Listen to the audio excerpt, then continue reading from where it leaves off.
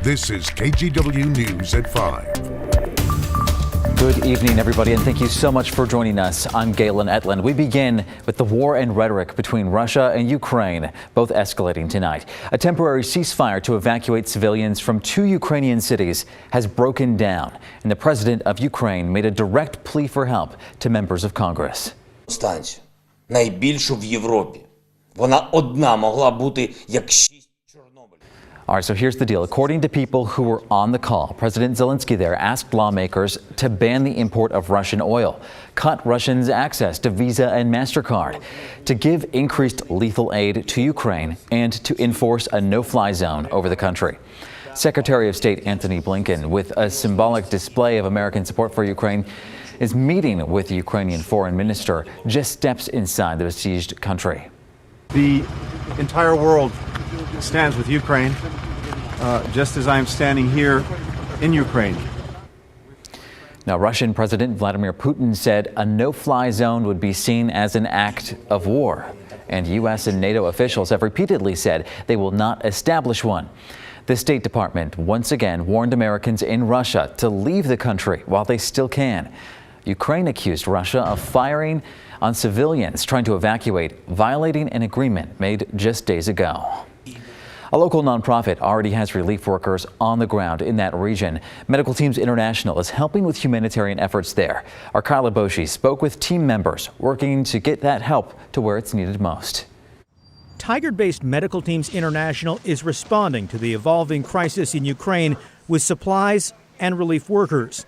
The first few teams arrived in the region late this week. What is the first step in assessing the needs and the support you can provide in the region? It's never a very streamlined process, especially in the early phase of a response when things tend to be quite chaotic. Sarah Phillips of Medical Teams International is currently in Poland before heading to Romania. You know, you can read the news and think it may be one thing, and then you get on the ground and you realize it's something very different. Phillips said local churches, community groups, and the government in neighboring countries like Poland have provided aid.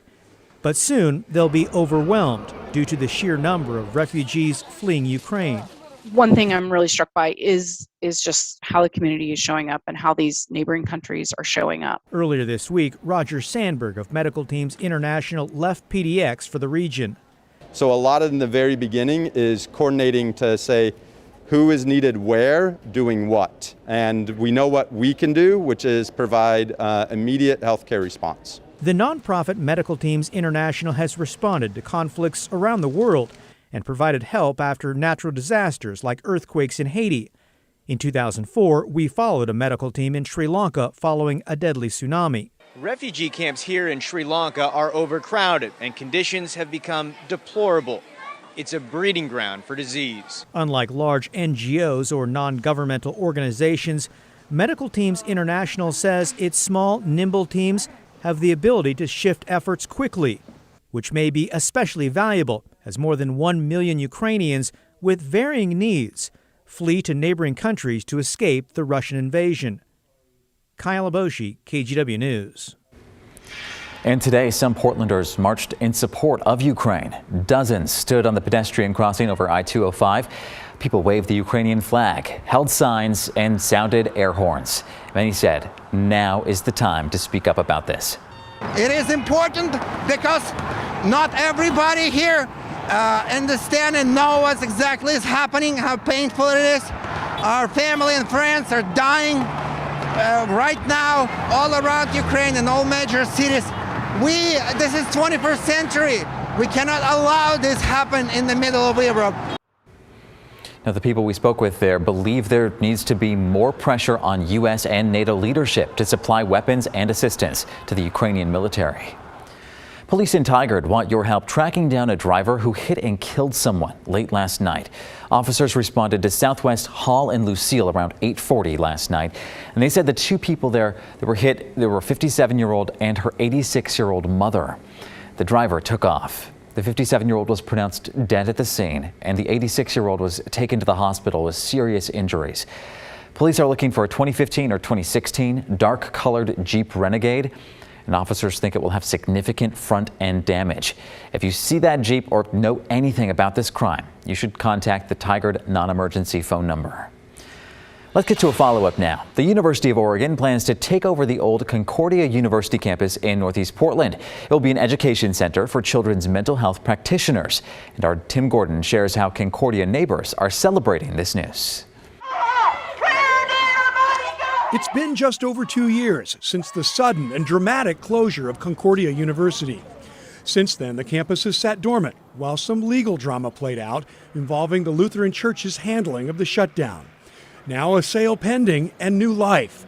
This campus will become the University of Oregon's Ballmer Institute for Children's Behavioral Health, thanks to a huge donation from former Microsoft executive Steve Ballmer and wife Connie. $425 million. It's takes your breath away. This campus will be an education center to train mental health professionals focused on children. We're very excited, obviously, to have this investment in our neighborhood and to have the stewardship of U of O of this property. Concordia Neighborhood Association Chair Peter Keller is happy with what's happening. Education for a good cause coming back to this beautiful Northeast Portland campus. Neighbors had concerns it might not go this way.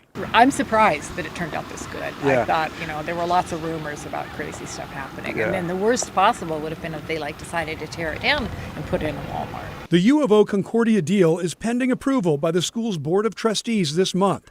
Then the plan is to not only set up the Ballmer Institute here, but to eventually move other classes from the university's current downtown home at the White Stag building. Keller is in favor of all of it. A huge investment in a bright future for our neighborhood. And I just think of all the great energy it's going to bring with these young educators and students. And bonus, Keller's been told the large playing fields will remain as an asset for the community. Tim Gordon, KGW News. Well, shifting gears here, Portland's Saturday market is back. A lot of you were out enjoying it today. KGW's Alma McCarty is there live with the market just wrapped up. Definitely a perfect day to bring it back. What's the atmosphere been like, Alma? Galen, it has been so uplifting, so positive, and like you said, this gorgeous weather just does not hurt. Now, the visitors I spoke with today, they told me that they were just excited to be out here. The vendors said the turnout was better than they expected, and well, the event organizer said that this day sets the tone for the rest of the year. Now, Portland Saturday Market, it opened its 48th season just this morning, and it just wrapped up, like you said, a few minutes ago. If you missed it this weekend, no worries. You got plenty of time to come out here throughout the year. The market is, of course, a staple in downtown and will operate every Saturday from 10 a.m. until 5 p.m. through December 2022. A cool fact I learned this afternoon, having not been out here before, is that every single one of the vendors here, they must craft the items that they sell themselves, be it art, jewelry, or even food. Diana Gladden, the market manager, told me today exceeded expectations. We're scaling up in our staffing and we're hoping to just make it bigger and better. And today, if this is any indication how the rest of the season's going to be and going forward, I am full steam ahead. Now, in the past, the market has been something that's happened on Saturday and Sunday, but so far this year, it's just going to be a Saturday thing. However, they do have high hopes that they could at some point scale it up this year. For now, live in Portland, Alma McCarty, KGW News.